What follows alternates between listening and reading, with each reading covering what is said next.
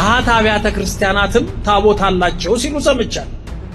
አሃት አብያተ ክርስቲያናት ታቦት የላቸው ወይንም ግብጽ ታቦት የላትም። እፎይ ጠይቆት የመለሰው መልስ እስልምናን ይወክላል የምትሉ ከሆነ ይሄ ውይይት ጋብዣችኋለሁኝ። በሁለቱም በኩል የነበሩት ተወያዮች ህይወት የሌላቸው ወዴት እንደሚሄዱ የማያውቁ መሆኑን ላሳያችሁ ፈልጋለሁ። እፎይ ሲጠይቃቸው የነበሩ ጥያቄዎች ከማን እንደመጡ ማዕሉም ነው። ታቦቱን ጠረጴዛ እያሉ ይሄ ስህተት ነው። እኛ ቤት ጠረጴዛ የለም። ቪዲዮ ተከፍተህ ዛኪር ነው አላልተኝ ለምን ማትከፍተው? መልካም ሰላም እንዳንተ ሲጀመር እኮ እናንተ ሙስሊም እንዳልሆናችሁ እኮ እኛ ነን የምናውቃችሁ። ሌላ ሰው እኮ ማንንም አያውቃችሁም። እራሳችሁ መጤነታችሁን ትረሳላችሁ። አንዳንዴ ላስታውሳችሁ እንዴ ለምን ዓላማ ወደ ሀገራችን እንደገባችሁ። ከጋኔኖች ውስጥ ያመኑ ሙስሊሞች ወንድሞቻችን ናቸው። የጾታውን ጉዳይ ወደፊት እንመጣለን። ሴቶቹ እህቶቻችን ናቸው። አቡ ሀይደር የጅኒ ወንድም አለው። አቡ ሀይደር ሰላም ጤና ይስጥልኝ። እንዴት አደራችሁ? እንዴት ዋላችሁ? እንዴት አመሻችሁ? አምላክ አበው ቅዱስ እግዚአብሔር ስሙ ዛሬም ዘወትርም የተመሰገነና የተወደሰ ይሁን። ክርስቶስ ተነስቷል፣ በእውነትም ተነስቷል። በወቅታዊ ጉዳይ ተመልሼ መጣሁኝ። መምህር ዛሬ የሰማነው ማህበራዊ ሚዲያ ላይ ትንሽ ውዝግብን የፈጠረ ነገር መስሏል። ለምን እንደዚህ እያደረጉ እንደሆነም ብዙዎች ጥያቄ ፈጥሮባቸዋል። እሱን የምንመለከተው ነው የሚሆነው። ሌላኛው ከወንድማችን እፎይ ጋር በተገናኘ አንድ የፕሮቴስታንት አገልጋይ የተናገረው ነገር ትንሽ ግራ የሚያጋባ ነው። በተለይ አሁን ባለንበት ሰዓት ላይ እንዲህ አይነት ንግግር መናገሩ ተገቢ ነው ወይስ አይደለም የሚለውን ነገር ነው። ስለ ገበሬ በረከት ገበሬዋ አንድ መረጃ አለ። ከዛ ውጪ ከእፎይ ጋር የነበረው ውይይት አሁን አቅጣጫውን ቀይሮ ወደ ሌላ ቦታ ሄዷል።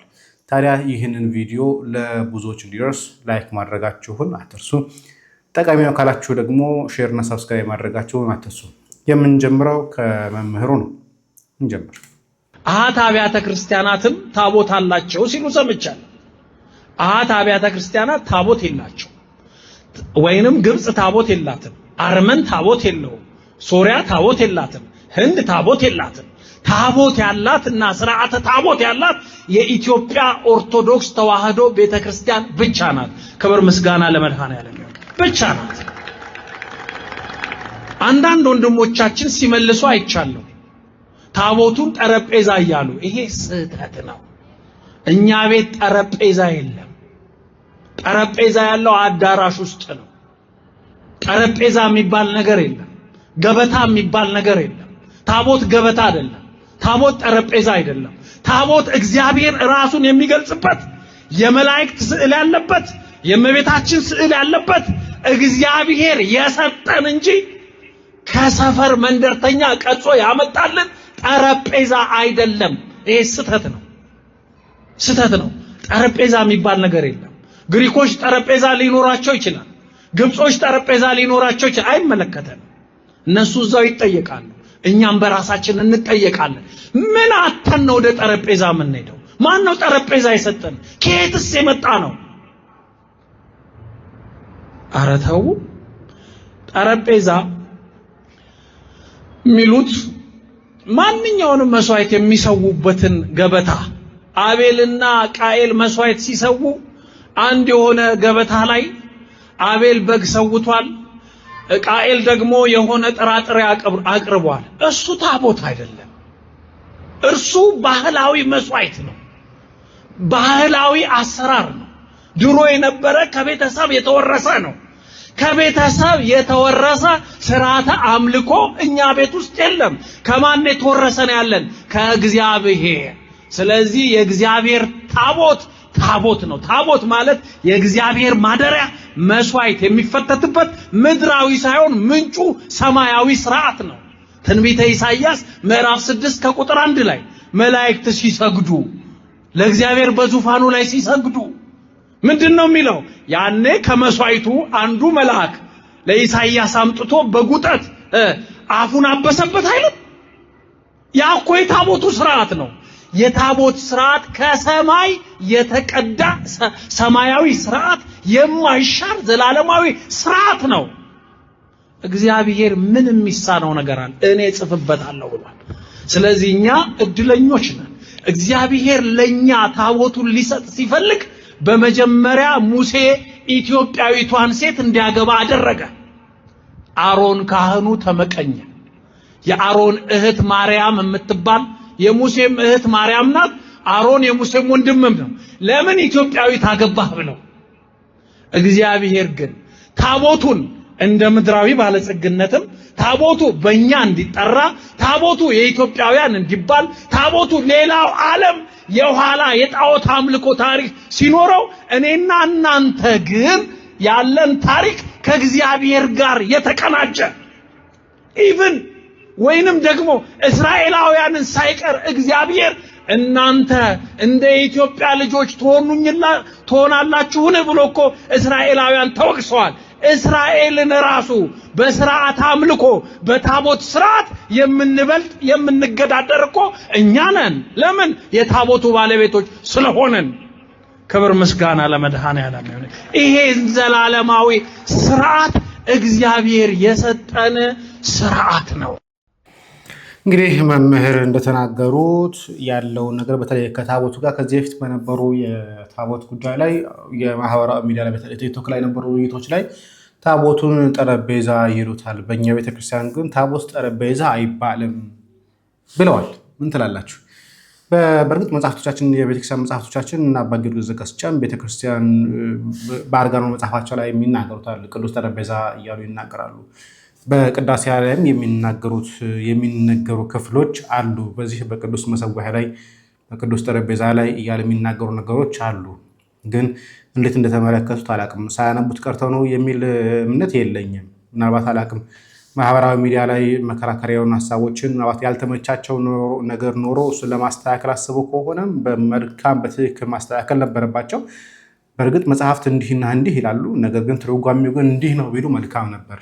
ለምሳሌ አርጋኖን መጽሐፍ ላይ ስለ ጠረጴዛ ይናገራል። ስለዚህ ያ ጠረጴዛ የተናገረበት ነገር እኔ ትርጓሜው እንዲህ አይደለም፣ ትርጓሜው እንዲህና እንዲህ መሆን ነበረበት ብለው ማስታወቂያ ቢሰጡበት ኖሮ ጥሩ ነበር። ግን እንደዛም አላደረጉም። ጠረጴዛ ሳችን ጠረጴዛ ብላ አትልም አሉ። ነገር ግን አርጋኖን መጽሐፍ እንደሚናገር ቅዳሴ መጽሐፍ ላይም እንዲሁ ጠረጴዛ ቅዱስ ጠረጴዛ ብሎ መሰዊያው የሚሰዋበት እንደሆነ አስቀምጦታል። ለምን እንዳላነሱት ግን አልገባኝም። ሲሆን እንደ መምህርነት የሚታረሙ ነገሮች ካሉ የተሳሳተውን ትምህርት አንስቶ ቤተክርስቲያን መጽሐፍ እንዲህ ይላሉ፣ ግን እንዲህ ነው መረዳት ያለብን ብለው ቢያስቀምጡት እሰየው ነበረ። ማስተካከያ አልሰጡበትም። ቤተክርስቲያን ጠረጴዛ አትለውም የሚል ነገር የተነሳው እሱ ደግሞ ትክክል ነው ብዬ አላስብም። ማስተካከያ የሚሰጥበት ከሆነ በትክክል በአግባቡ መጽሐፍቶች እንዲህ የሚሉ መጽሐፍት አሉ። ነገር ግን እንዲህ ያሉት ግን ከዚህ አንጻር ነው ብሎ ማስተካከያ እንኳን ቢያስፈልገው ቢደረግበት መልካም ነበረ። እንደዛም አላደረጉትም እና ምን ትላላችሁ? ለእናንተ ልተው። ምናልባት መምህሩ ማስተካከያ የሚሰጡበት ከሆነ እሰየው ነው። ሌላኛው ጉዳይ እንግዲህ ከእፎይ ጋር በተገናኘ የተነሳው ሀሳብ ላይ ነው። አንድ የፕሮቴስታንት አገልጋይ እንዲህ ብሏል። የወንጌል አማኞች እፎይ ፎሎ መደረግ እንዳለበት ጀግናቸው እንደሆነ ሲናገሩ ሰምቻለሁኝ። እናንተ ምን ትላላችሁ? እኔ የተለየ ሀሳብ አለኝ። እኔ በሁለቱም በኩል የነበሩት ተወያዮች ህይወት የሌላቸው ወዴት እንደሚሄዱ የማያውቁ መሆኑን ላሳያችሁ ፈልጋለሁ። ያለውን ተመልክታችኋል። አንዳንድ ፕሮቴስታንቶች እፎይን ፎሎ መደረግ አለበት እያሉ እየተናገሩ ነው። እኔ ለየት ያለ ሐሳብ አለኝ። ሁለቱም ህይወት የሌላቸው ሰዎች ናቸው። ምክንያቱ ሲባል በስተመጨረሻ ትሄዳላችሁ ሲባሉ አናቅም ይላሉ። ያኛውም አላህ ነው የሚያውቀው ይላል፣ ይሄኛውም እግዚአብሔር ነው የሚያውቀው ይላል የሚል ነገር አንስቷል። ስለ ሙስሊሞቹ እንደሆነ ስለ ክርስትና አልመልስለት። እግዚአብሔር ነው የሚያውቀው ማለት እንደ ስህተት እንደ ምንፍቅና ቆጥሮታል። ስለዚህ እግዚአብሔር አያውቅም የሚል ትምህርት ገንብቷል ማለት ነው። መጨረሻውን እግዚአብሔር ነው የሚያውቀው ብል ምንድነው ክፋቱ? ከየትኛው የመጽሐፍ ቅዱስ ክፍል ጋር ይጋጫል? ከየትኛውም የመጽሐፍ ቅዱስ ክፍል ጋር አይጋጭም።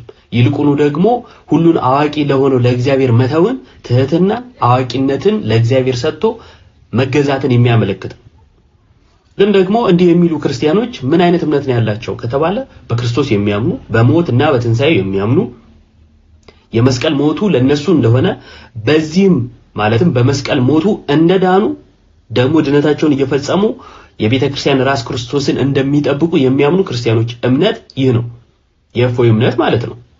ይህ በአንተ እምነት መሰረት እንኳን እፎይን ያድነዋል። ለምሳሌ በእናንተ እምነት ሌላውን ትቼ ማለት ነው። በእናንተ እምነት አንድ ሰው ለመዳን ምንድነው የሚያስፈልገው? ማመን ብቻ አይደል? ማመን ብቻ በቃ ያምናል። በቃ ያምናል። አይ ሌሎች ትምህርቶችም ያስፈልጋሉ ካልኩ የካልቪኒስቶችን እናንሳ፣ የሉትራን እናንሳ፣ ፔንቴኮስታሎች እናንሳ፣ ባፕቲስቶች እናንሳ፣ የሌሎቹን እናንሳ። እዛ ውስጥ ያሉ ድብልቅልቅ ያለውን እምነት እናነሳለን። ሌሎች ትምህርቶች ምትል ከሆነ አንተ እንደምታስበው ኦርቶዶክስ ተሳሳለች ብለህ እንግዲህ እምነት የምር ግን ከካልቪኒዝም ይብስብሃል። የሚድኑት አስቀድመው የተወሰነባቸው ናቸው ብለው ነው የሚያምኑት። ማለትም ኢየሱስ የሞተው አስቀድሞ ለተወሰነባቸው ለጥቂቶች ነው። አሁን አንተ መዳንህ አለመዳንህ አይታወቅም። አምኛለሁ ይሁን ድኛለሁ ብለህ መጨረሻ ላይ አንተ እኮ አልተመረጥክም ልትባል ትችላለህ በእነሱ እምነት። ወደ ሉትራን ስትሄድ እምነት ብቻ አይደለም ጥምቀትም ያድናል፣ የጌታ ስጋና ደምም የኃጢአት ስርየት ያስገኛል። ይሄን አትቀበልም። እነሱን እንዲህ ከማለት ይልቅ ግን ኦርቶዶክስ ጋር መጥተህ እንዲህ ማለት ትፈልጋለህ። ይኸውልህ ወዳጄ ኦርቶዶክስ ሚስትን አልነጠቀችህም። ልብ ውስጥ ያለውን ጥላቻ አውጣው። ገና ከአፈር ሳትወጣ እንዲህ አይነት ትዕቢት ውስጥ አትግባ። ጥላቻ ፊት ላይ ያስታውቅብሃል እና አሰምርበታለሁ። ሚስትን አልነጠቀችህም ቤተክርስቲያን ምን እያልኩ እንደሆነ ይገባሃል። ስለዚህ ሁለቱ ሰዎች ውይይት አደረጉ እና ፕሮቴስታንቶች ለምን እፎይን ፎሎ አናደርግም አሉ። ይህ ስህተት መስሎ ታየ። ምክንያቱም ኦርቶዶክስ ነው እሱ። ካልቪኒዝምን አንዴ ካልቪኒዝም ተከታይን ፎሎ አድርጉ ቢባልስ ልክ ነው ላንተ? ከሱ ጋር እኮ የትምህርት ልዩነት አለ። ኢየሱስ ላይ ትለያያለህ፣ ሞቱ ላይ ትለያያለህ፣ ድህነት ላይ ትለያያለህ።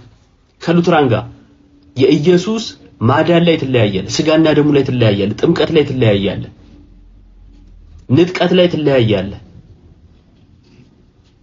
ሌሎቹንም እንደዛው ልዩነት አለ። አንተ ማታምነው እነሱ ያምናሉ። እነሱ ጋር ግን እንዲህ አይነት ነገር አሰነዝርም እና እንዲህ አይነት አይምሮ ቢስነት በጣም ከባድ ነው፣ በጣም ከባድ ነውና እግዚአብሔር ይድረስልህ። በነገራችን ላይ የአንዳንዱ እምነት የተመሰረተው ኦርቶዶክስን በመጥላት ላይ ነው። ምንም ስለ ቤተክርስቲያን የሚያውቀው ነገር የለም፣ ወይ ደግሞ የሆነ ሰው የሰኮረለትን ወይ ደግሞ የሆነ ሰው የነገረውን እንጂ ያረጋገጠውን ያነበበውን ነገር የለም። ነገር ግን ኦርቶዶክስን በጣም ከመጥላቱ የተነሳ ምንም ነገር ስለ ኦርቶዶክሳውያን መልካም ነገር እንዲነገር የማይፈልጉ ሰዎች ማህበራዊ ሚዲያ ላይ በምንም አይነት ተአምር ስለ ኦርቶዶክስ መልካም ነገር እንድትናገር። የዛሬ ሳምንት አካባቢ ላይ ሳሚ የሚባል አለ ፕሮቴስታንት አገልጋይ ነው እና የኦርቶዶክስ ዕጣኗ ናፍቆኛል ብሎ ላይ ገብቶ እያወራ ነበር። ተናደዱበት። እንዴት ናፍቆኛል ትላለህ? ዕጣኗ ለምን ከናፍቀችህ ለማትሄድ? እና በምንም አይነት ተአምር የኦርቶዶክስን መልካምነት የኦርቶዶክስን መልካም መዓዛ በማህበራዊ ሚዲያ ላይ መስማት የማይፈልጉ ሰዎች በጣም ብዙ ናቸው። ግን በስመ ክርስቲያን ናቸው። ኢቭን ኢፍ ኦርቶዶክሳውያን ለነሱ ጠላቶች ቢሆኑ እንኳን ክርስቶስ ጠላቶቻቸውን ውደዱ ይላል። በእነሱ ዘንድ ግን በፍጹም ይሄ ነገር አይታሰብም። ያላቸው ጥላቻ ከልክ ያለፈ ነው። በጣም ይገርማል። በረከት ገብረው ጋር እንታ ቲክቶክ ላይ ከአንድ ሰው ጋር ላይቭ ገብታ ነበር። ላይቭ የመረጠችው ሰው የገባችበት ቦታ ግን ራሱ ከወንበዴዎች መዝገብ ጋር ያለ ነው። እንዴት ነው ወንበዴን ኢንተርቪው የሚያደርገው? እዛ ላይ በነበራት ቆይታ ሀገሬን ለቅቄ አልወጣም ለማን ብዬ ነው ወጣው ብላ ተናግራለች። ከዛ ባሻገርም ፌስቡክ ላይ ወዲያው ፖስት ባደረገችው የ2025 ወይም የ2023 ፎቶ ነው ፖስት ያደረገችው። በተከልኩት ዛፍ ጥላ ስር ተኝቻለሁ አለች። ፎቶ ግን የቆየ ነው። ወዲያው ግን በሰማነው ዜና በረከት ገበሬዋ መሸጥ የምትችለውን ሸጣ በዕዳ የተያዘውን በዕዳ አስይዛ ማድረግ የምትችለውን ሁሉ አድርጋ ከሀገር እንደኮበለለች የሰማሁት። ነገር ግን እዛ ቪዲዮ ላይ መጋረጃዋን ከፍታ ያሳየችው ራሱ ኢትዮጵያ አይደለም። አንዳንዶች ከኔ ጋር በነበራችሁ ውይይት ይሄው አሳይታለች ኢትዮጵያ ነው ያለችው ብላችኋል። ያ ቦታ አስቀድሞ የተዘጋጀ ሴታፕ የተሰራለት አንዳንዶች ዩጋንዳ እንደሚሆን ይጠረጥራሉ። ዩጋንዳና ኢትዮጵያ መቼስ አፍሪካ ውስጥ ኢትዮጵያን ወይም ኢትዮጵያ ውስጥ አፍሪካውያን ያላቸውን ከተማዎች የሚመስል ቦታ ፈልጎ ማግኘት ከባድ አይደለም። በመጋረጃ አሳይታ እንደ መንሳት አድርጋ ያሳየችው እሱ ዩጋንዳ ነው፣ ኢትዮጵያ አይደለም። ስጠረጥር ራሱ ይሄ ምክር የመጣው ተጠያቂ ይመስለኛል። ጠያቂውን አወቃችሁት? ጠያቂው ማለት 8000 ነው 9000 ሰው ባለበት ጸጉር ሳይኖረው ጸጉር እንዳለው አክት ያደረገው ሰውዬ ማለት ነው። አሳይቶ የነሳው ጸጉር ያሳያል ይመልሳል። ያችን ታክቲክ ነው ተጠቀም ያላት። መጋረጃ ትከፍቻለሽ፣ ትዘጊያለሽ። ህዝቡ ይደናበራል። ህዝቡ አይጠይቅም። ሁሉም ነገር ላይ አሳይተህ መንሳት አትችልም። ሁሉም ነገር ላይ ማጭበርበር ከባድ እኮ ነው። በእርግጥ ከዚህ በፊት በቀረበው ሰነድ ላይ እዚህ ሚዲያ ላይ አንድ ሰነድ አቅርበን ነበረ። በዛ ሰነድ ላይ አንዱ ቅርንጫፏ ኡጋንዳ እንደሆነ ምንም ጥርጥር የለውም። ስለዚህ ከዛ አንጻር እንታ ይቻላል። ምክንያቱም ጨለማነት ይበዛል። እንደምታውቁት እዚህ ቀረጻችን ላይም ብዙ ጊዜ ምረስተሐብን እያየነው ነው። ጨለማነት ይኖራል። አፍሪካ ውስጥ ነው ያለው ነገር። ቅርንጫፍም ቢሮም እዚህ ስላላት የማይሆንበት ምክንያት የለም። ወደ እስልምናው ልናመራ ነው። ታዲያ ከዛ በፊት ግን ወንድማችን ዲያቆን ሰርጸ አንድ ደገኛ ሐሳብ አንስቷል። ታችን ላይ የእስልምና እምነት ተከታይ ወገኖቻችን በውስጥ መስመር ከጻፋችሁ ሊተነስቸ ነው እና አንዳንድ ሰዎችም አላችሁ ቪዲዮ የምትሰሩ ስለ ክርስቶስ ኢየሱስ በእናንተ መረዳት ስለ ሰውነቱ ለኛ ስትነግሩን እኛ ምን ሸማቀቅ ነው የሚመስላችሁ? ይሄ እኮ ነው ልዩነታችን።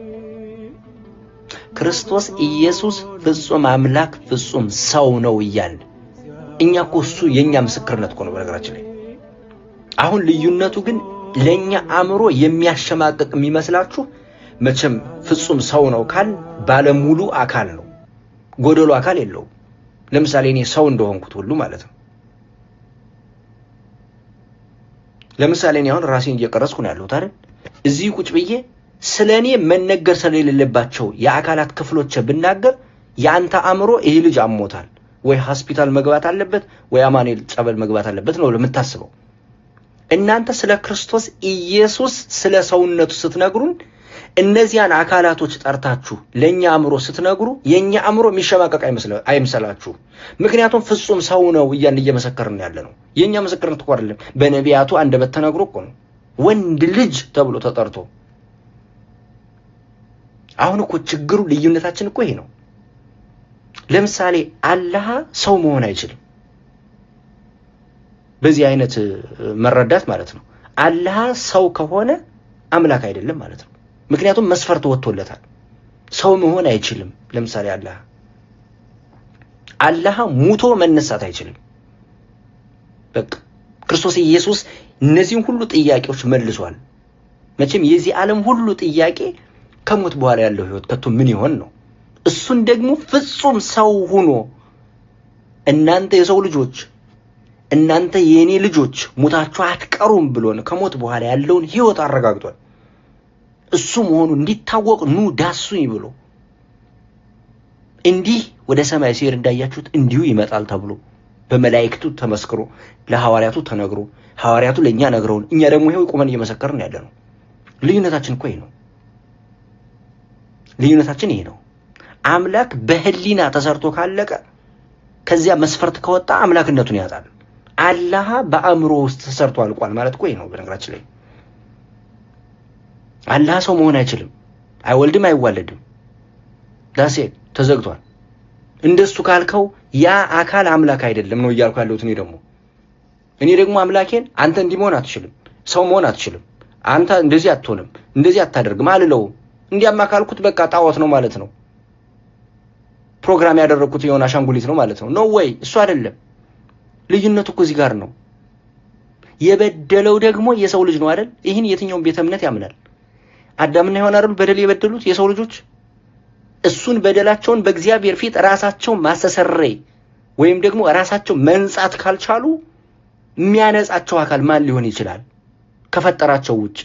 ያ የፈጠራቸው አካል እነርሱን መስሎ የእነርሱን በደል ተቀብሎ አዳነን እያልን እኮ ነው ያለነው። ይህ ፍቅር የሆነ አምላክ ተው፣ የምሬ ነው። መርምሩ፣ ተው መርምሩ።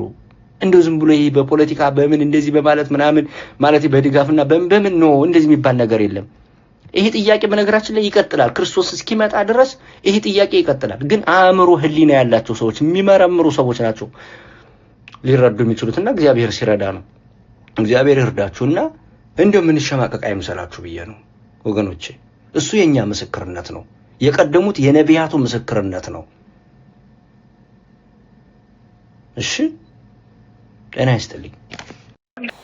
እናመሰግናለን ወንድማችን ዲያቆን ሰርጸን። እግዚአብሔር አምላካችን ረጅም ከጤና ጋር ይስጥልን። በረሽ ላይ ብዙ ጊዜ ነገረ ስጋዌን ሲጠይቁ የምናፍርበት አምላክ ሰው ሆነ። አዎ ሰው ሆነ፣ በመጽሐፍም ተገልጧል፣ ተነግሯል። እና አምላክ ሰው ሆነ ለነሱ መዋረድ ነው የሚመስላቸው። እንጂ ወዶ ፈቅዶ ማድረግ የሚችለው በእርግጥ ሊሚትድ የሆነ አምላክ አላቸው። እኛ ደግሞ አንሊሚትድ ሁሉን ማድረግ የሚችል አምላክ አለን። እሱ ነው ልዩነታችን፣ እሱ ነው። አምላክ የፈቀደውን የወደደውን ያደረገውን ነገር ለምን አደረክ ብሎ እንደመጠየቅ ያለ ከባድ ነገር ባይኖርም ማለት ነው። ትናንትና በአንድ ጉዳይ ዘግቼላችሁ ነበር። ሁሱ የሚፈልገው ስለ አጋንንት ማውራት ነው ብያችሁ አልነበረ? ታዲያ ስለ አጋንንት ማውራት ምን ማለት እንደሆነ ላሳያችሁ። በእነሱ አጋንንት የሰውን ልጅ ማግባት ይችላሉ፣ አጋንንት ወንድሞቻችን ናቸው ብሎ ስለሚያምኑ ነው። ስለ አጋንንት እናውራ። ወንድ ልጅ ናት፣ እናት ወልዳለች። እኔ ቤተሰቦች አይደሉም ኡስታዝ። አንተ አጋንንት ወንድሞች ናቸው፣ እኔ አይደሉም። እና እናውራ ስለ ወንድሞች ናቸው አይደል? አንተ እኔ አይደሉም። ስለዚህ ስለ አጋንንት መስጊድ ስላላቸው አለብን። ከአጋንንት ከጋኔኖች ውስጥ ያመኑ ሙስሊሞች ወንድሞቻችን ናቸው። የጾታውን ጉዳይ ወደፊት እንመጣለን። ሴቶቹ እህቶቻችን ናቸው። አቡ ሀይደር የጂኒ ወንድም አለው። አቡ ሀይደር የጂኒ እህት አለው። እነዚህ ሙስሊም ጂኒዎች ወንዶቹ ለኛ ወንድሞች ሴቶቹ እህቶቻችን ናቸው ብንል ምን ያሳፍረናል?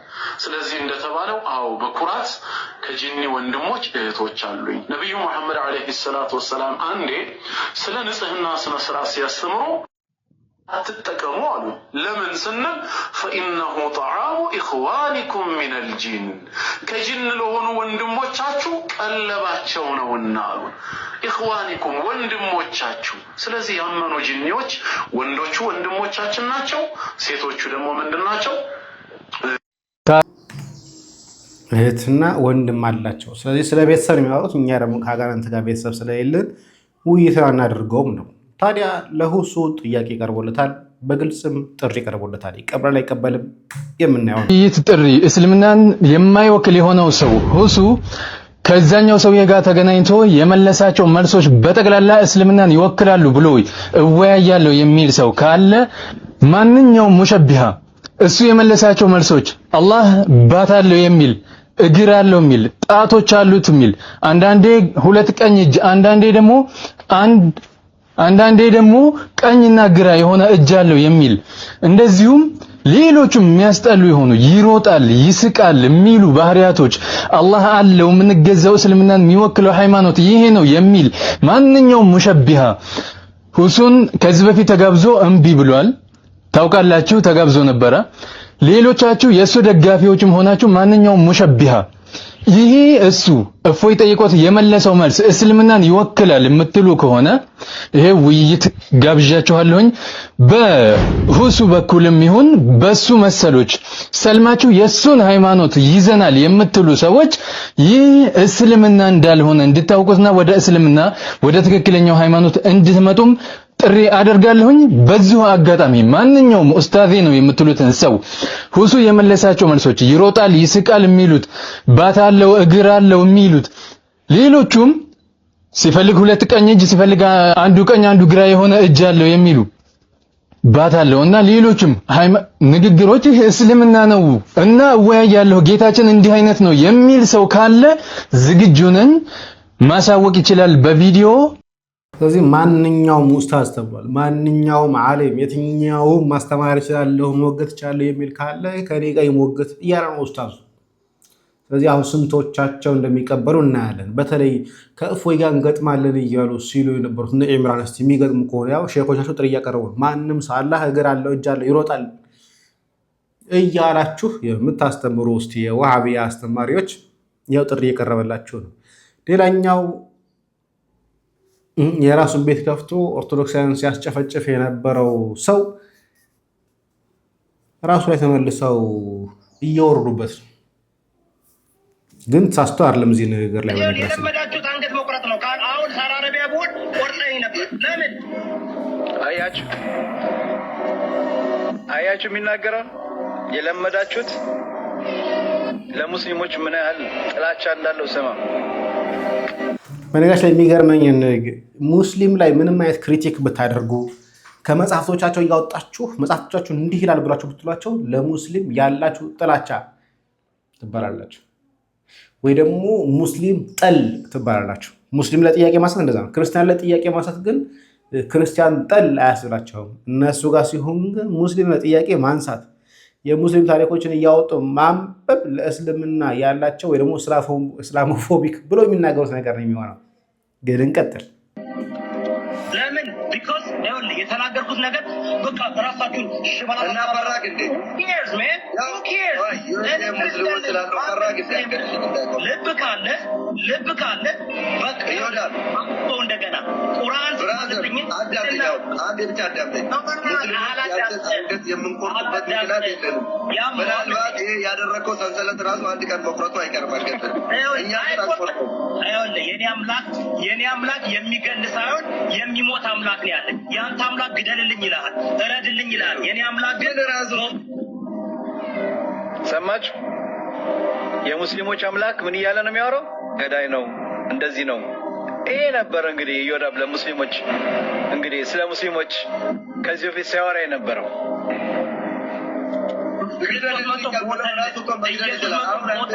ታሪኬን አንብቢድና ምንድነው ፎግረው ታሪኬን አንብቢድና ሳውዲ አረቢያ ተመልከት አንድ ቤተ ክርስቲያን መስራት አይቻልም በሸሪያ ነው ሴቶች እኮ ለምን ሂጃብሽን በደንብ አለበሽም ደብድቦ ነው የገደሏት አባዬ ለምን እንደምትዋሸው የምታወራው ኦርኬስትራል ነው ሌላ የሆነ ሸለመጥማት የሚያሽቃብጥ አሽቃባጭ ነው እያወራ ያለው እኔ ነው እኔ ደግሞ እንደማንም ሰው ማለት ነው አልፈራችሁ ይወዳል በእውቀት ብታወራው ግን ያለው ቀን ማውራት ስጋ የሚገልን አንፈራም ሱራን ሄደና ሱራ 9:5 አንብበው ሄደና ሱራ መግደል 10 ጊዜ የምትለው እንግዲህ ባላችሁ ነው እንግዲህ ባላችሁበት ግደላቸው ነው ሞክር አሜሪካ ሞክር አሜሪካ ሞት ትበራለህ ኢራቅና ኢራን ነው የምናደርገው አሜሪካ እስኪ ሞክር አሜሪካ ኖ ሞት ትበራለህ ኢራቅና ኢራን ነው የምናደርገው አሜሪካ ሞክር አሜሪካ እስኪ ሞክር እስከዚህ ሳውዲ አረቢያ ቢሆን ታደርገዋለህ አሁን እኮ ታሪክህን ነገር ልንገርህ የሚያናድ ነገር ልንገርህ ሙሐመድ ፒስ ቢ አፖን ሂም የመጣው በ6ኛ ክፍለ ዘመን ነው አረበኛ የተመሰረተው በ8ኛ ክፍለ ዘመን ነው ሙሐመድ በነበረበት አረበኛ አልነበረም ታውቃለህ ሙሐመድ የሚለው ተማዳሳ ሙሐመድ ጠራዋለሁ ለምን ማጠራው ምን አገባህ አንተ ማን አንተ ያላሽ መፍትሄ ነው ፈሳም ማን አንተ ፈሳሞች አያችሁ ምን እንደሚያውቁ ታውቃላችሁ እነሱ በቃ የኛን ሃይማኖት ኦርቶዶክስን ክርስቲያንን ሲነኩ እንደፈለጉ መጽሐፍ ቅዱስን ሲያንቋሽሹ አያችሁ ከዚህ በፊት ስለ ሙስሊሞች ምን እያለ እንደሚያወራ ሰማችሁ ሙስሊሞች አሁን ላይ ግን ቁጭ ብሎ የሙስሊሞች ወዳጅ መስሎ ሙስሊሞች አትታለሉ ሙስሊሞች ገዳዮች ናቸው በነገራችን ላይ ብሎክ ካደረኳቸው ጥቂት ሰዎች መካከል አንደኛው የመጀመሪያው ሰው ይወራው የሚባለው ሰው ነው ክፍታፍ ስለሆነ ማለት ነው ግን የተናገረው ነገር እዚህ ላይ የተናገረው ነገር ግን በጣም ትክክል 100% ትክክለኛ ምንም ጥርጥር የለውም እፎይ ሲጠይቃቸው የነበሩ ጥያቄዎች ከማን እንደመጡ ማዕሉም ነው ቁርአንና ሐዲስን አልቀበልም ብለው ያፈነገጡ ዝንባሌዎቻቸውን የሚከተሉ አካላቶች ያቀበሏቸው ጥያቄዎች ነው ضعيف የሆኑ ራእዮችን አስተሳሰብ ضعيف በጣም ضعيف የሆኑ ሐዲሶችንና አቋዋሎችን በመያዝ ሰዎችን ለማምታታት የመጣበት የሆነ መንገድ ስለሆነ በደም ቪዲዮ ወስደው የሁሱንና የእፎይን ቪዲዮ ወስደው እየሰሩ ነበር የሙስሊሞች እምነት አይደለም ሁሱ እያስተማረ ያለው ብለው ለጠላት ባል እፎይና ጓደኞቹ አምሳያዎቹ እቤታቸው ከፍተው ያ ዙመር ሚዲያ የሚለው የአህባሾቹ ባና ቀንደኛ አለ በዛ በሚያስተላልፍበት በዛ ያንን ወስደው ምን ያደርጉ ነበር ስማቸው አስተራራቸው የነሱን አድቨርታይዝ ያደርግላቸው አይዋ ኢንሻአላህ እና መጠንቀቅ አለብን ማለት ነው ስለዚህ አላህ Subhanahu Wa Ta'ala እነዚህም ሰዎች ክርስቲያኖችን ባሏቸው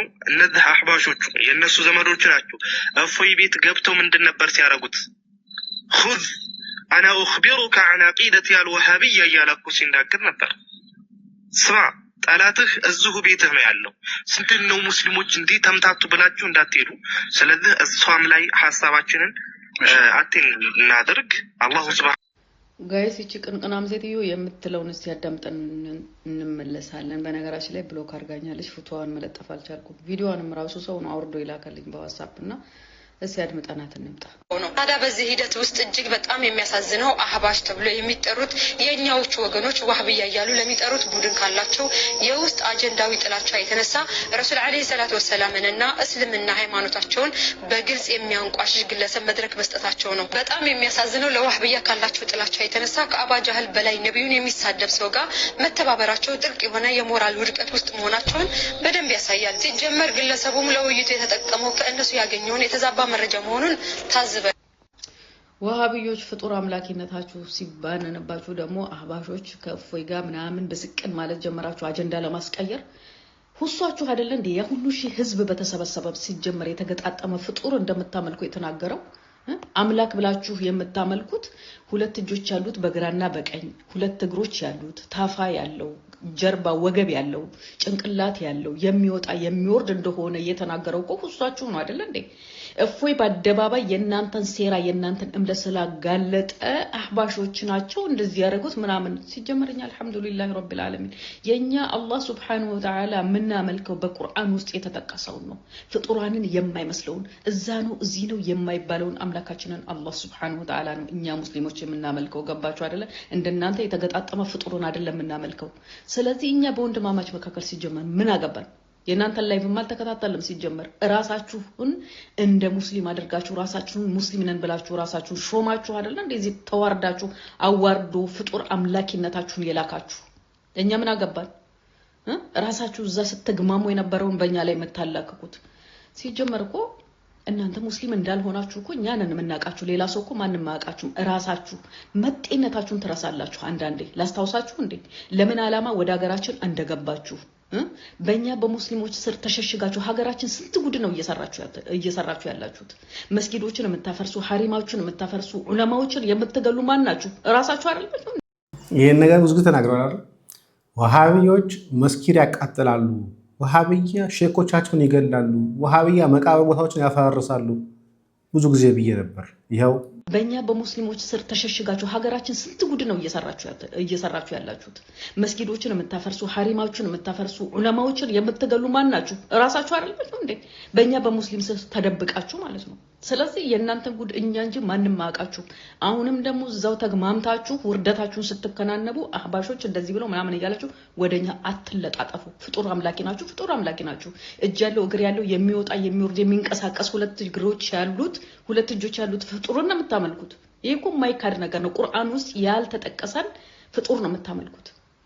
የኛ አላህ Subhanahu Wa Ta'ala በራሱ በቃሉ ليس كمثله شيء وهو السميع العليم وهو السميع البصير እያለ የጠቀሰውን አምላካችን ነው። ፍጡራንን የማይመስለውን በቦታ በአቅጣጫ የማይገለጸውን አምላክ ነው እኛ የምናመልከው። ገባችሁ አይደል? ወደኛ መለጠፋችሁን ተው። ደሞ እኔ ግርም ያለኝ ነገር ምን እንደሆነ ታውቃላችሁ?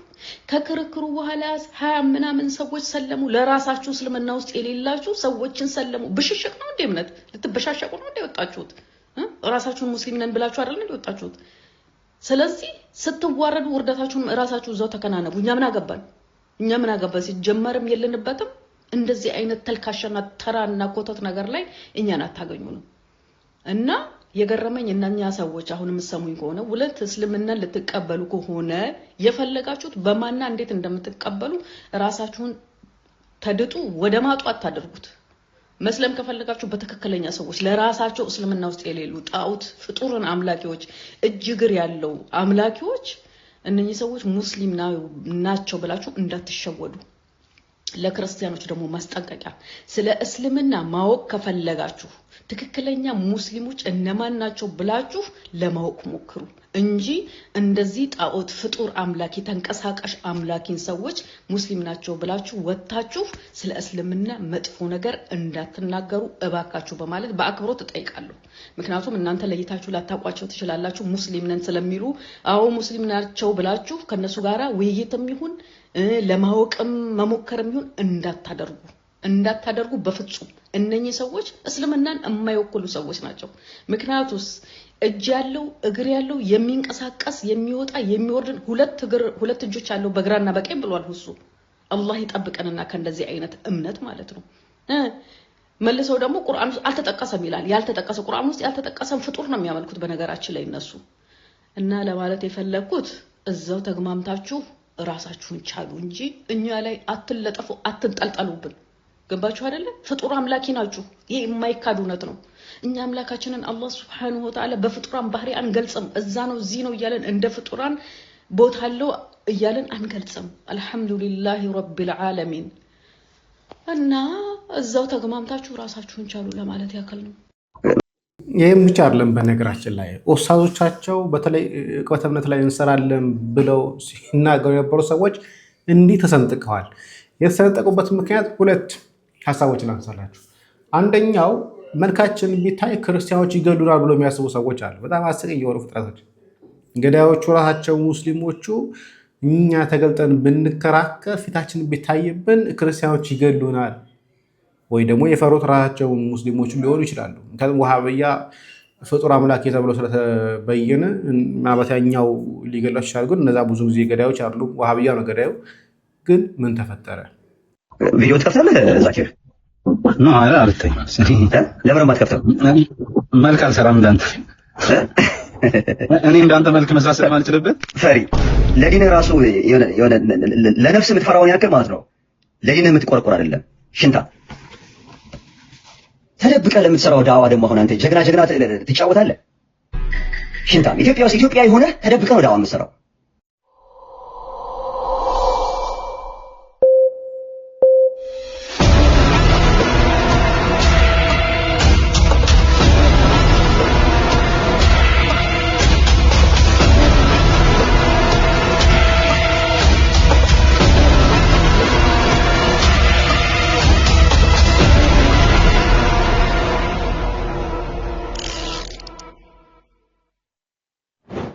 ያው ፊቴን ገልጫለሁ። ግን ፊቴን መግለጤ ጉዳቱ ነው ያመዘነብኝ። ያውቃሉ ደግሞ እነሱ ማለት ነው። ይሄን ነገር አላህ ሲሰጥረኝ ነበር። እንደውም አንደኛውን ላናገረው ነበረ። አላህ ሰጥሮኝ እንዳላወራ አድርጎኝ ትቼዋለሁ። አልহামዱሊላህ ረቢል ዓለሚን። ዛሬ ኤክስፖዝ አድርጎኝ ነበር ዛሬ ሚዲያ ላይ። እንደውም ይኸውልህ እንትን የምትሉ ከሆነ I have a lot of evidence on what you doing። የምትሰሯቸው ስራዎች በደንብ ኤቪደንስ አለኝ። ሌላ ነገር ውስጥ እንዳንገባ ይሄንን በተናገርኩበት አፌ ምናልባት ይሄንን ዛሬ ላይ ያለው ነገር ማለት ነው ዛሬ ላይ ያለው ነገር ያቺን ቴክስት ብልካት ኖሮ አላህ በቃ ዛሬ ተቀብሬ ነበር። እና የሚረዳኝ አጥቼ ስንት ነገር ደርሶብኝ ከሀገር ወጥቼ እኔ ራሴ ብዙ ነገር ደርሶብኝ ወላሂ ነው የምላችሁ። እዚህ ጋር ምንም ቃል አቡከ አይሱና አላወራም እሱ ቃል እዛ ደረጃ ድረስ ደርሼ ከጎኔ ያልቆመ ሰው ተግባባል። አጠገቤ አንድም ሰው እንዴ እነዚህ ልጆች ምን ላይ ደረሱ ብሎ ዞር ብሎ ማያነዝ ብኮ ነው ዛሬ በዚህ ደረጃ ሊናገር የሚችለው። እንዴት በየትኛው አፍ ነው የምትናገረው? አነሰም በዛም እኮ በአላህ ፍቃድ አነሰም በዛም በአላህ ፍቃድ እኮ ትንሽም ቢሆን እኮ ትንሽም ነገር ቢሆን እኮ አስተዋጽኦ እያደረግን እኮ ነው። በአላህ ፍቃድ እኮ ብዙ ሰዎች እኮ ሻሃዳ እያያዙ እኮ ነው እንዴ። ህይወታችንንም ሰጥተናል። መሞት ካለብን እኮ እንሞታለን። እና ሞኝ ነው እንደዛ ነው ያላችሁ ያላችሁት። ምንድን ነው ወንድሞች? ለምንድን ነው ኢብራሂም ፊቱ የሚገልጠው? ለምን አብዱል ከሪም ፊቱን ይገልጣል? ለምንድን ነው አህመድ ሳላህ የሚገልጡት? ምን እያልክ ነው? አሳልፈ እየሰጠህን ነው? ኧረ አቡኪ ኧረ ተገለጥክ። እኔ የደረሰብኝ እኔ ነኝ የማውቀው። ያልደረሰበት ምንድነው አያውቅም የሚባለው? እኔ የደረሰብኝ አውቃለሁ። እንዴ ምን አስባችሁ ነው? ወላሂ ምንድነው እንዴት ነው እያሰባችሁ ያላችሁት? እንውት እሱ ነው የፈለቀው? ወንድምህን ልታስገድል ነው የፈለቀው? ልታስደፋር ነው? ምንድነው ሐሳብህን ብቻ ነገር ነኝ። ምንድነው ማለት ለአንተ ፖለቲካና ለአንተ ንግግር ማማር ተብሎ እኛ መሞት አለብን እንዴ? በነገራችን ላይ ሳራ የኔ ዩቲዩብ ላይ ለመጀመሪያ ጊዜ የተገለጠው ላይቭ ላይ ያው ያየቻቸው ነበር። እሱና ከሆነ ሴት ጋራ ላይቭ ላይ ውይይት ነበር። ያን ውይይት ላይ ነው ሳያውቀው ካሜራው ሲከፍተው ፊቱ የታየው እዛን ጊዜ ነው። የዛሬ 2 ዓመት 3 ዓመት 2 ዓመት ከምናምን አካባቢ ላይ ማንም ሰው አልነካውም። ማን ነካው? ማንም ጉዳያችንም አይደለም። ምንድን ነው የፈለከው? አቡበከር የሚሰደበው ለምንድን ነው? አብዱል ከሪም እኔ ምንድን ነው ያጠፋነው ጥፋት ምንድን ነው? ዛሬ ይሄ ሁሉ ኦዲየንስ ማግኘታችን ነው ወይስ ብቻ ነው ሚዲያ መቆጣጠር የፈለከው? ምንድን ነው ፍላጎት? ምንድን ነው አልገባንም። ዲን እኮ አንድ እኮ ነው ያደረገን እኮ። ይሄ እኔ አሁን አብዱል ከሪምን አላውቀውም፣ አህመድን አላውቀውም፣ ግን ያገናኘን ዲን ነው። ዛሬ አንድ ላይ ያስተሳሰረን ዲን ነው፣ ሌላ ነገር አይደለም ያስተሳሰረን። እነዚህ ከዘረኝነት ያሉት እኮ ናቸው በእስልምና ስም የሚነግሩ ይሄን አዛ ተሸከመው ምናምን። ምንድነው ሐሳብህ? ምንድነው ነው በእኔ ጥያቄ። መጨረሻው ግብህ ምንድነው? እኛን ምንድነው ያሰብከው? ፋይናሊ ምንድነው እኛ ላይ ፖለቲካ መስራት የፈለከው? እኔ ጠራጠራለሁ። እንደውም እነሱ አለማድረጋቸው ራሱ መጀመሪያ የነበረብኝ ነገር በቃ እነዚህ እያሰብኩ እንዲህ እንዳስብ ነው። እጠራጠራለሁ ሁላ በቃ ይሄ ከዚህ በፊት የደረሰብኝንም ነገር ልጠራጠር ሁሉ እየቻልኩ ነው። በቃ ለምን አልጠራጠርም? ከዚህ በላይ ምን አለ? ምንድነው ከዚህ በላይ የተፈለገው? ለምንድን ነው የምንገለጠው? ምንድነው ሐሳብን ብቻ ነገረን። በቃ ገለጠን። በቃ ንገረን። መምጣት ካለብን ናና ንገረን። በቃ በጣም ነው ያዘንኩት እኔ ወላሂ። እንደዚህ አይነት አካሄድ this is politics literally። እኛ የፖለቲካ ሰዎች አለን። ከይቅርታ ጋር ካለበት ይቅርታ ይጠይቃል። ችግር የለም። አቡኪ ሰላም አለይኩም ወራህመቱላሂ ወበረካቱ። ወአለይኩም ሰላም ወራህመቱላሂ ወበረካቱ። እሺ እንዴት ናችሁ? ሰላም ናችሁ? በጣም ስሜታዊ ሳትሆን በተረጋጋ መንፈስ ወደ አንድነት የሚመራ ነገር እንትን በልሽ ጥንቃቄ አድርግ። ችግር የለውም። መሰረታዊ መግባት የፈለኩበት ፖይንት ምንድነው? ቪዲዮዎች እየተላኩልኝ ስለነበረ ነው። አያቱ፣ አባቱ፣ እናቱ ምናምን ሰልመው ትናንት የሚል የስድብ አይነት ነገር ማለት ነው። የገባሁበት መጀመሪያ ነጥብ እዚህ የገባሁት እኔ ምናልባት መሐመድ በጣም ቀደም እያልኩ ነበረ። እያንዳንዱ እኔም የተናገርኳቸውን ነገር ኢንተርፕሬት ያደረክበት መንገድ ስህተት ነው። እኔ አሁን ፖለቲከኛ ነህ አላልኩም። አንተ ፖለቲካ ላይ ስላለ ፖለቲካሊ ኢንጌጅ ስለምታደርግ ምንድነው ፖለቲካ ላይ የት ቦታ ነው ፖለቲካ ላይ እንዳለው የምታውቀው አንተ? አንዴ አታቋርጠኝ። ቆይ የት ቦታ ነው ፖለቲካ ላይ እንደሆንኩ የምታውቀው አንተ? ያ በክላስ አብረን የወሰድነው የፖለቲካ ሳይንስ ኮርስ አለ። እኔም ሳልኖር ሰድበኸኛል። አንዴ ልጨርስና ትቀጥላለህ። ሰድቤ እኮ ለምን ታሪክ ትመጣለህ ታዲያ? ይተፋከዝ እሽሩሩ እንድላችሁ አትፈልጉ ምናምን ማንኛችሁም እሽሩሩ አይደለም የምትሰሩት ለራሳችሁ ነው። በቃ ለነፍሳችሁ። ለኔ ለመሐመድ የምትሰሩት አንድም ነገር የለም። እኔም ለእናንተ የምሰራው ነገር የለም።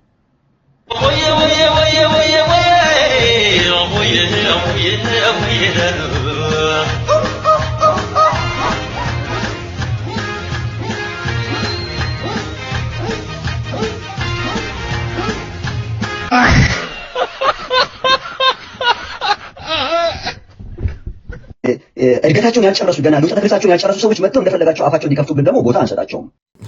ኢብራሂም የሚባለው ገና 18 ዓመት ለሞላው ልጅ ይሄን ማወቅ አለባቸው። ይሄ ነው እያልኩ ያለሁት። ከዛ ውጪ ግን ኢምራን ስለተከራከረ ስለተወያየ ኢምራን የሆነ ነገር ሚስ አድርገው ቢሸነፍ ወይም ደግሞ ክርክሩን ሉዝ ቢያደርግ እስልምና የሚጎልበት የሚቀርበት ነገር የለም። እድሜ አይደለም እድሜ ያድግ 40 ዓመት ውስጥ ቢሆን 50 ዓመት ውስጥ ቢሆን ምንም ያልተጠቀመበት አለ። እድሜውን ሳይጠቀምበት ስንቱ ነው ወደ አካል ይሄዳል። ይሄ ልጅ በዚህ እድሜው በ20 ቤቶች ውስጥ ይሄን መጠቀሙ እኔ እንጃ። እንደዚህ ልጅ ነህ ብሎ ማሰብ ኢምቢሲል ነው። በጣም የሚደብር አባባል ነው። ልጅ ነህ ማለት ዒልሙን እያወቅ ሲጀመር ኢምራንን የምታውቀው ፊቱን ሳይሆን እውቀቱ ነው። ሐቂቃ ሁሉም ሰው የሚያውቀው ኢምራንን በእውቀቱ እንጂ በመልኩ አይደለም። ወይ ቆንጆ ሆኖ ወይ ምናምን አይደለም። በቃ በዒልሙ ያውቀዋል፣ የሚሰጠው ቦታ አለ። ስለዚህ የተነሱት ፖይንቶች ፊትህን ግለጽ ምናምን የመሳሰሉት ደስ የማይሉ ናቸው። እንባዬ ሁላ ነው የሚመጣው። እኔ ጊዜውን ሳስታውስ ወላሂ ስሜት ሁላ ነው የሚይዘኝ። ወላሂ እንዴት እንደዚህ አይነት ነገር ይናገራሉ?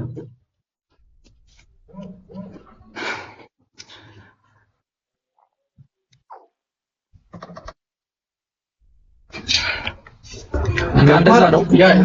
በአጠቃላይ ልናገራለን። ቆይ ልናገር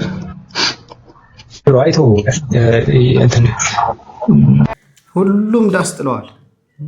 በሐሰት ሲነግሩ የነበሩ በሐሰት የቤተክርስቲያን ስም ሲያጠፉ የነበሩ መጽሐፍትን እንኳን በአግባቡ መጥቀስ የማይችሉ ሰዎች አሁን ላይ ዳስ ጥለው እያለቀሱ ይገኛሉ። አንድ ጉዳይ ነበረ። ምናልባት እሱን እግዚአብሔር ከፈቀደልን ሁለተኛ ቪዲዮ ከሰራሁኝ ሰየው፣ ካልሰራሁኝም አስቸኳይ ስላልሆነ በሌላ መረጃ እመጣበታለሁኝ። ሙስሊሞች እንግዲህ ተከፋፍለዋል። በጣም ትልቅ ለቅሶ ላይ ናቸው። መድኃኒዓለም ይድረስላቸው እንጂ ጥሩ ሙድ ላይ አይደሉም። የሆነ ሆኖ ይህን ይመስል ነበር ዝግጅታቸው ዛሬ። ለብዙዎች እንዲደርስ ሼር ማድረጋቸውን አትርሱ። ሰላም እግዚአብሔር ከእናንተ ጋር ይሁን። ቸር ቆዩ።